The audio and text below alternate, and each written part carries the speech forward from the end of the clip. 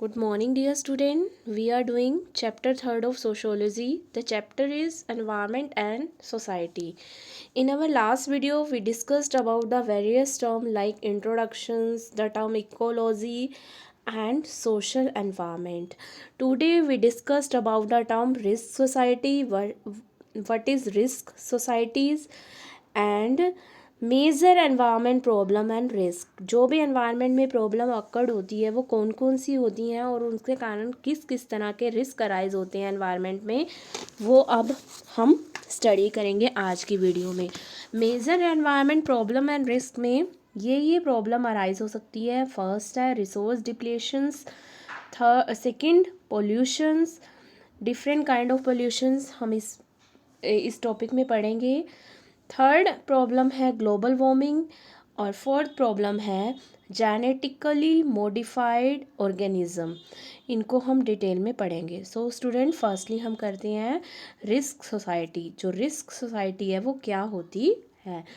यहाँ risk society को explain कर रखा है according to Anthony Giddens. A risk society is a society increasingly preoccupied with the future that generate the notion of risk। जैसे इसका name suggest कर रहा है, रिस्क सोसाइटी वो सोसाइटी जहाँ पर रिस्क होता है, जहाँ पर रिस्क की नोशंस होती है, जहाँ पर हर टाइम रिस्क बना रहता है, उसको हम रिस्क सोसाइटी बोलते हैं। ये गिडन्स ने रिस्क सोसाइटी की डेफिनेशन दी है कि जहाँ पर फ्यूचर के साथ हमेशा ही रिस्क की पॉसिबिलिटी जनरेट होती है कि फ्यूचर में ऐसा हो सकता है, ये चीज़ हो सकती है, ये चीज़ हो सकती है, उसको हम बोलते हैं risk society. For instance incident like nuclear disaster of Chernobyl, industrial accident like Bhopal and mad cow disease in Europe show the dangers inherent in industrial environment and that the human population is living in a risk society। यहाँ कुछ example दे रखे हैं कि जो nuclear disaster हुआ था Chernobyl में, जो इंडस्ट्रियल एक्सीडेंट हुआ था भोपाल गैस ट्रेजेडी के नाम से बहुत फेमस हुआ था, जहाँ पर गैस लीकेज हो गई थी जिससे बहुत ज़्यादा लोग थे उनकी डेथ हो गई थी और कुछ लोग डिसेबल हो गए थे। और साथ ही साथ यूरोप में किसी केमिकल रिएक्शंस की वजह से जो काओ में अलग तरह की मैडनेस की जो डिजीज़ है वो डेवलप्ड हो गई थी। ये सारे के सारे एग्जाम्पल दे रखे हैं किसके कारण ये डेंजर अराइज हुए, खतरे अराइज हुए, इंडस्ट्रियल एनवायरनमेंट के कारण। जो इंडस्ट्रियल का पोल्यूशंस होता है, जो इंडस्ट्रियल का इंटरफेरेंस है हमारे एनवायरनमेंट के साथ, उसके कारण हमारी सोसाइटी में रिस्क अराइज हुए। इन्हीं सभी के साथ जो ह्यूमन है वो हमेशा ही रिस्क सोसाइटी में रह रहा है आज के टाइम में। We consider our self as living in risk society because human relation with the environment have become increasingly complex in modern society due to spread of industrialization। आज हम रिस्क सोसाइटी में रह रहे हैं। कैसे रिस्क सोसाइटी में रह रहे हैं, क्यों रह रहे हैं कि जो ह्यूमन का रिलेशन है उसके कारण। जो ह्यूमन का रिलेशन है वो एनवायरनमेंट के साथ बहुत ही कॉम्प्लेक्स हो गया है आज के टाइम में। एंशियंट टाइम में ह्यूमन का रिलेशन एनवायरनमेंट के साथ बहुत अच्छा था, इजी था, गुड था।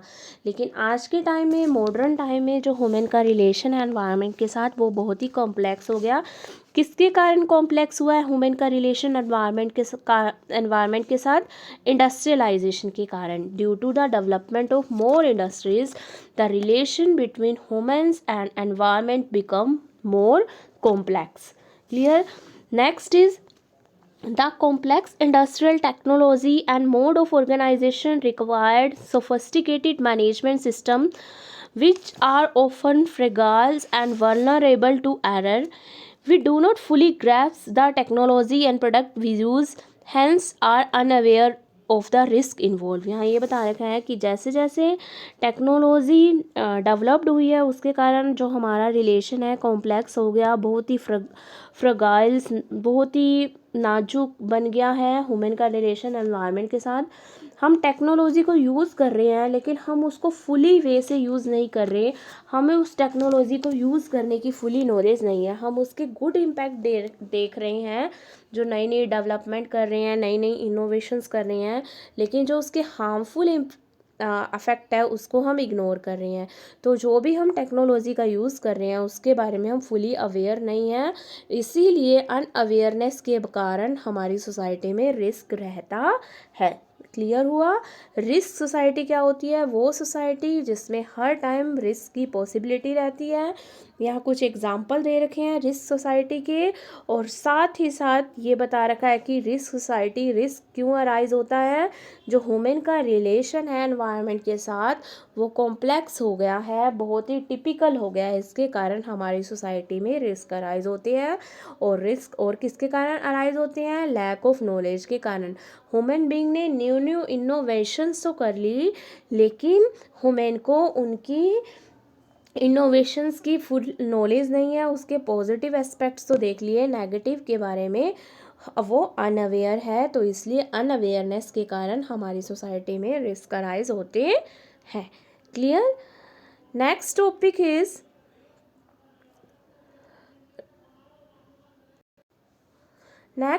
resource depletions. Resource depletions refers to the exhaustions of non-renewable resources. जो हम renewable resources है उनका बहुत ज़्यादा यूज़ कर रहे हैं, उसको हम बोलते हैं रिसोर्स डिप्लेशंस। जैसे रिसोर्सेज की कमी, रिसोर्सेज का ख़त्म हो जाना। नॉन रीन्यूएबल रिसोर्सेज क्या होते हैं?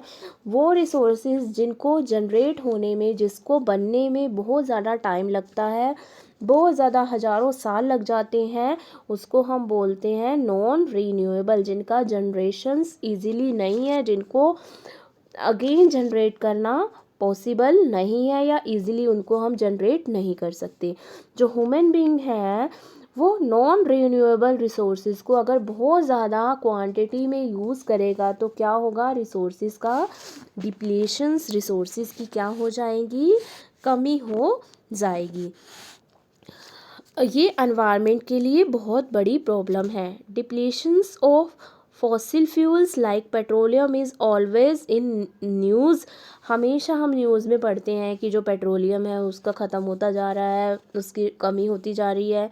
The depletions and destructions of water and land is occurring at a rapid pace as aquifers accumulated with water are getting emptied to the meet growing demand of intensive agriculture, industries and urban center। यहाँ तो ये बता रखा है कोयल petroleum वगैरह है उनका डिप्लीशंस हो रहा है, उनके ख़त्म होते जा रहे हैं। इसके साथ साथ जो वाटर है, जो लैंड है, उनका भी डिप्लीशंस होता जा रहा है। जो वाटर है उसकी डिमांड बहुत बढ़ गई है, उसकी डिमांड इंटेंसिव एग्रीकल्चर के लिए और इंडस्ट्रीज़ एरिया के लिए वाटर की डिमांड, बड़े बड़े इलेक्ट्रिसिटी प्रोजेक्ट के लिए पानी की डिमांड, और अर्बन सेंटर्स की नीड्स को फुलफ़िल करने के लिए जो लैंड है और जो वाटर है उनकी डिमांड भी बढ़ गई है। डिमांड बढ़ने के कारण उनका भी डिप्लेशंस होता जा रहा है। यहाँ बता रखा है रिसोर्सेज का डिप्लेशंस, रिसोर्सेज की कमी कैसे हो रही है?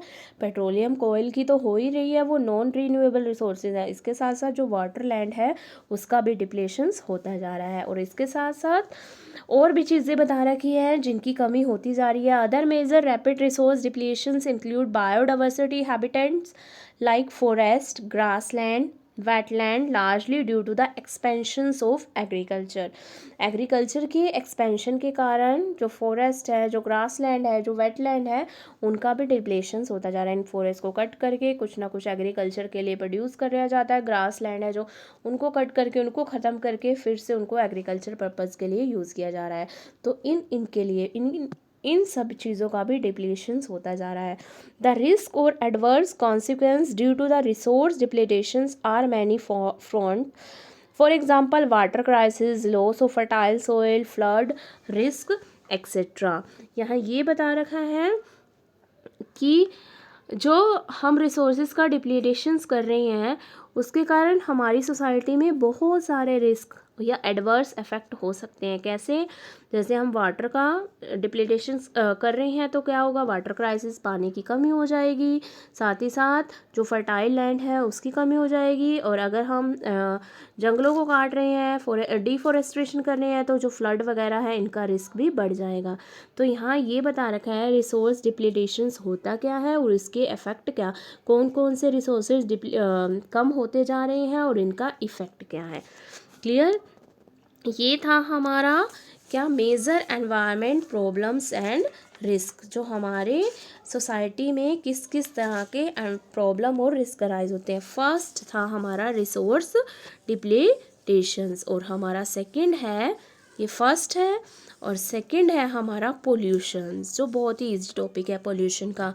ये भी मेजर एनवायरनमेंट प्रॉब्लम है। Second major environment problem and risk is pollution. Pollution है, पोल्यूशन होता क्या है हमें पता है। पोल्यूशन बहुत ही बड़ी एनवायरनमेंट प्रॉब्लम है। Different type of pollution occur होते हैं, like air pollution, water pollution, noise pollution. इन सब के बारे में आप अवेयर हैं। एयर पोल्यूशन क्या होता है, इससे हमारे एनवायरनमेंट में प्रॉब्लम क्रिएट होती है। एयर पोल्यूशन हमारे एनवायरनमेंट में प्रॉब्लम क्रिएट करता है, चाहे वो रूरल एरिया है चाहे वो अर्बन एरिया है। एयर पोल्यूशन किसके कारण होता है, इंडस्ट्रीज़ के स्मोक से, व्हीकल्स के स्मोक से, वुड को बर्न करने पर, कोयल वगैरह को बर्न करने पर, जलाने पर, इनसे हमारे एयर में पोल्यूशन होता है। इसके साथ साथ जो इंडोर एयर पोल्यूशन है from cooking fire is also a major source of risk in rural homes due to the poor ventilations. जो गाँव में अभी भी एयर पोल्यूशन का मेन सोर्स क्या है, जो कुकिंग फायर, जो हम भोजन बनाने के लिए आग जलाते हैं, तो वो सबसे बड़ा मेजर प्रॉब्लम है। एयर पोल्यूशंस की मेजर प्रॉब्लम है कहाँ पर, गाँव में। इंडोर एयर पोल्यूशन का ये एग्जांपल है और वहाँ पर प्रॉपर वेंटिलेशंस वगैरह भी नहीं होता, तो इस वजह से एयर पोल्यूशन मोर हो जाता है। नेक्स्ट है वाटर पोल्यूशन, ये भी सीरियस प्रॉब्लम है। Surface as well as ground water, जो वाटर है वो पोल्यूटेड होता जा रहा है। किसके कारण? Source of water pollution include domestic sewage, factory waste, run off from agriculture farms using synthetic fertiliser and pesticide. किस किस के कारण पोल्यूशन होता जा रहा है? अलग अलग तरह के जो पेस्टिसाइड्स एग्रीकल्चर में यूज़ होते हैं, या जो भी बड़ी बड़ी इंडस्ट्रीज़ हैं जो अपना केमिकल वेस्टेज है नदियों में, रिवर्स में थ्रो आउट कर देती है, उसके कारण जो वाटर है वो पोल्यूटेड हो जाता है। और वाटर पोल्यूशन के कारण बहुत बड़ी बड़ी बीमारियां लाइक डायरिया, कोलेरा, इस टाइप की जो डिजीज़ है वो डेवलप्ड होती है। नेक्स्ट है noise pollution, it is mostly caused in city में होता है। जो बहुत ज़्यादा मात्रा में लाउड स्पीकर वगैरह यूज़ करना, अलग अलग तरह के अभियान कैंपेन चलाना, साथ ही साथ व्हीकल्स के नॉइज़, ट्रैफिक की, कंस्ट्रक्शन वर्क की नॉइज़, जिसके कारण बहुत ज़्यादा पोल्यूशन होता है। ये है था हमारा second environment problem and risk. अब ये बता रखे हैं कि जो पोल्यूशन है उसके कारण क्या क्या होता है। एयर पोल्यूशन के कारण जो रेस्पिरेटरी प्रॉब्लम होती है, सांस लेने की बीमारियां, ये सब अराइज हो जाते हैं। इंडोर पोल्यूशन से क्या होता है, वेंटिलेशन ना होने के कारण वुमेन रिस्क पर है। WHO ने एस्टिमेट किया है कि 6 lakh people die due to indoor pollution in India in 1998 and almost 5 lakh of them were in rural areas. ये बता रखा है WHO ने कि 1998 में इतने लोग मारे गए थे इंडोर पोल्यूशन से, जिसके कारण जो 5 लाख थे उनमें से वो गांव से बिलोंग करते थे। वाटर पोल्यूशन के कारण जो अभी मैंने बताया कि ये बीमारियां हो सकती है। नॉइज़ पोल्यूशन से हेयरिंग वगैरह की प्रॉब्लम अराइज हो सकती है। ये पोल्यूशन के कारण कौन कौन से रिस्क हैं या पोल्यूशन के क्या क्या इम्पैक्ट पड़ रहे हैं ह्यूमन बॉडी पर, ये हमने आज 2 ही टॉपिक कवर किए हैं। फर्स्ट है हमारा रिस्क सोसाइटी, जो रिस्क सोसाइटी है वो क्या होता है, और सेकंड है हमारा resource major environment problem and risk. वो उनमें से 4 पॉइंट है, लेकिन आज हमने 2 ही कंप्लीट किए हैं, रिसोर्स डिप्लेशंस एंड पोल्यूशन। जो नेक्स्ट 2 पॉइंट है वो हम हमारी नेक्स्ट वीडियो में डिस्कस करेंगे। क्लियर?